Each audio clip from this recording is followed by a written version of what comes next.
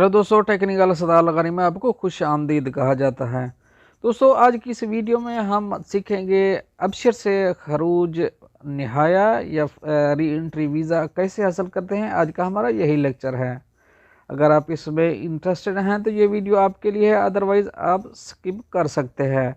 तो इसकी तफसील की तरफ जाने से पहले एक रिक्वेस्ट करूँगा, अगर आप टेक्निकल सलाह लगाने में नए हैं तो प्लीज़ चैनल को सब्सक्राइब ज़रूर कर दीजिए।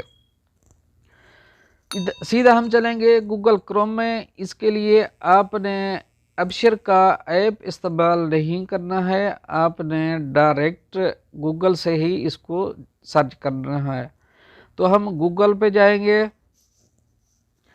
गूगल में जाने के बाद यहाँ हम लिखेंगे अबशर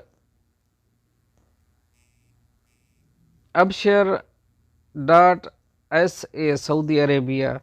इसको जब हम सर्च करते हैं सबसे पहले आता है इंडिविजुअल अफराद। हम इंडिविजुअल अफराद पे जाएंगे। इंडिविजुअल अफराद पे जाने के बाद ये सबसे पहले आता है साइन इन। आपका इकामा नंबर और यूज़र नेम और पासवर्ड बाद में साइन इन के ऊपर क्लिक करना है। आपका रजिस्ट्रेशन हो गया है तो आप इकामा पे, अगर आपने साइन इन किया है तो इकामा लिखिए, अगर यूज़र नेम लिखा है तो आप यूज़र नेम से सर्च करिए। मैं अपना इकामा नंबर यहाँ लिख के सर्च करके बाद में साइन इन करके आपको बताता हूँ। दोस्तों, मैंने पासवर्ड और इकामा नंबर डाल दिया है। मैं अभी साइन इन के ऊपर क्लिक करूँगा। तो हमने साइन इन कर दिया है। मुझे वेरिफिकेशन कोड आएगा। वेरिफिकेशन कोड आ चुका है। ये वन टाइम यूज़ होता है। मैं यहाँ पर वेरिफिकेशन कोड डालूँगा।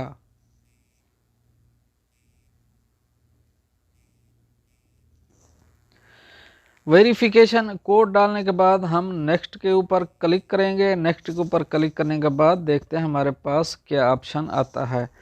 तो हम मेन डैशबोर्ड पे आ चुके हैं। हमने सबसे पहले माई सर्विस में जाना है, क्योंकि हमने छुट्टी निकालनी है, अपनी छुट्टी लगानी है अबशर से। तो हम सबसे पहले माई सर्विस में जाएंगे। माई सर्विस के ऊपर वाले निशान पे क्लिक करेंगे जो ग्रीन है, सर्विस वाला। सर्विस के ऊपर जब हम क्लिक करते हैं तो यहाँ पर कुछ ऑप्शन आ जाते हैं। Delivery of document by mail, ministry of housing, ministry of Hajj, civil affair. नीचे आता है पासपोर्ट। ये ऑप्शन है जो पासपोर्ट का आता है। इसके ऊपर हम करेंगे क्लिक। इसके ऊपर जब हमने क्लिक किया तो हमारे सामने तीन ऑप्शन और आ जाते। एक पर्सनल इंफॉर्मेशन और दूसरा कम्युनिकेशन, तीसरा है वीज़ा एप्लीकेशन। जो हमने अभी जिस पर काम करना है वो है वीज़ा एप्लीकेशन। जब वीज़ा एप्लीकेशन पे क्लिक करते हैं तो इसके लिए कुछ इसकी ऊपर सबसे पहले आ जाती है daily operation limit. Dear customer, as the service is currently in the trial operation. अभी ट्रायल में है, स्टार्टिंग में है। तो इसकी सबसे पहले अगर हम नीचे आते हैं तो नीचे आता है welcome the visa application service. This service enable you to issue an exit and re entry visa application और final exit visa application. Step to issue a visa. सबसे पहले सबमिशन ऑफ एप्लीकेशन होता है, उसके बाद 10 डेज का wait होता है, उसके बाद there is a period 5 days during which the worker can issue visa after paying the fees in case it is an exit and return visa। तो सबसे पहले जब हम जाते हैं अपना फॉर्म सबमिट करेंगे, उसके लिए वो बोलता है आपको 10 दिन का टाइम दिया जाएगा आपके कफील को। अगर हम नीचे आते हैं तो है इम्पोर्टेंट इंस्ट्रक्शन। ये है after submitting your visa application please wait for 10 days and after the 10th days a complete and the next days begin you will have a period of the 5 days to issues the visa before the application expire. In the event of that employee submit an object again your application, it will be studied and decided on by the Ministry of Human Resource and Social Development within a maximum period of 10 days. Calculate from the date of submitting have visa application and not from the date of submitting the objection. You can always monitor the status of your request through this service. अगर इसका overall खुलासा किया जाए तो बोलते आप जब form submit करेंगे उसके सबमिट के कफ़ील के लिए टाइम होता है, स्टार्टिंग वाला 10 दिन कफ़ील के लिए टाइम है। अगर उस टाइम में कफ़ील आपका कोई भी ऑब्जेक्शन लगाता है तो उस ऑब्जेक्शन को देखा जाएगा। उसमें आता है अगर आपका टाइम पीरियड यानी कि कॉन्ट्रैक्ट आपका कंप्लीट हो चुका है तो फिर उसके ऑब्जेक्शन के बारे में देखा जाएगा वो किस नौइयत का है।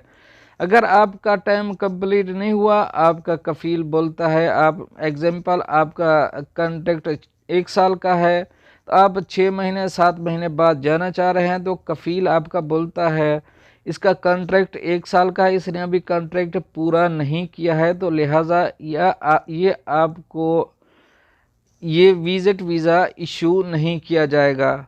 इसके लिए शर्त है सबसे पहली आपका कॉन्ट्रैक्ट पूरा होना चाहिए। तो हम आगे चलते हैं। तो 10 दिन के बाद अगर कफ़ील की तरफ से कोई भी ऑब्जेक्शन नहीं आता है तो फिर आपके फॉर्म को देखा जाएगा। 5 दिन और लगेंगे यानी कि टोटल 15 दिन लगेंगे।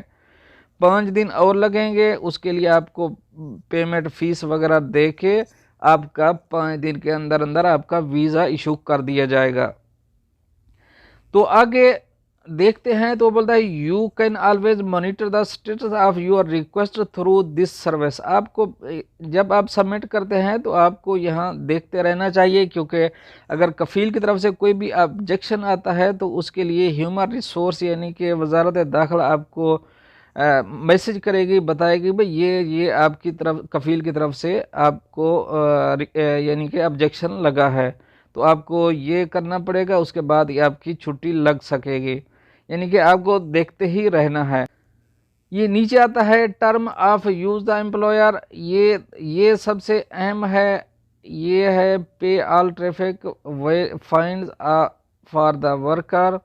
अगर आप यहाँ पर सबमिट करेंगे तो सबसे पहले आपकी रिक्वायरमेंट होगी, आपको सबसे पहले कोई भी वायलेशन है तो वो आपको फिल करने देनी पड़ेगी पेमेंट। यानी कि आपकी ट्रैफिक वायलेशन है, आपको देना पड़ेगा the absence of the valid visa for the worker. Visa आपका वैलिड होना चाहिए, इकामा आपका वैलिड होना चाहिए। यानी कि इट्स मीन्स आपका 1 महीने का छुट्टी लगा रहे हैं तो कम से कम 2 महीने का वीज़ा रिन्यू होना चाहिए। आप 6 महीने का छुट्टी लगा रहे हैं तो कम से कम आपका 7 महीने का वीज़ा होना चाहिए। The presence of the worker in the kingdom at time of submitting the visa application. और नीचे है validity of residency and passport. आपका पासपोर्ट भी, रेजिडेंसी भी, पासपोर्ट भी वैलिड होना चाहिए। तो आगे चाहें तो condition for exit and re entry visa. इसकी कंडीशन है the validity of the residency must be at least 3 months in addition to the duration of visa. ये वही है जो मैं बता रहा था, 3 मंथ ज़्यादा होने चाहिए उससे जिस डेट को आपने रिटर्न आना है।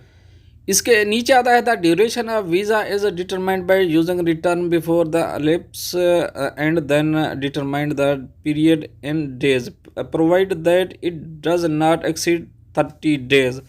ये ओनली 30 दिन का ही आपको मिलेगा, 30 दिन से ज़्यादा यहाँ आपको नहीं मिलेगा, यानी कि 2-3 माह का नहीं मिलेगा। ओनली 30 दिन यहाँ से आपको एग्जिट री एंट्री वीज़ा मिल सकता है।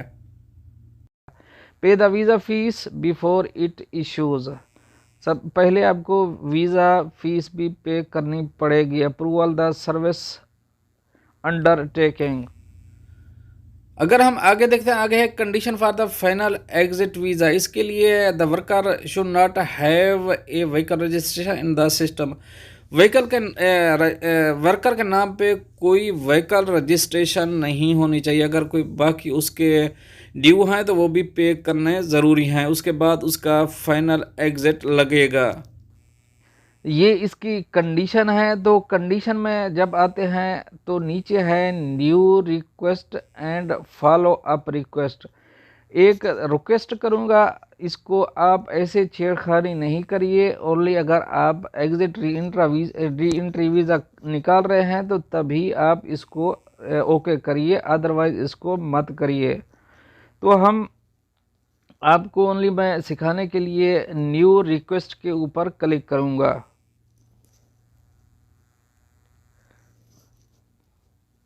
जब हम न्यू रिक्वेस्ट के ऊपर क्लिक करते हैं तो सबसे पहले आता है exit and return visa single, और नीचे आता है फाइनल एग्जिट।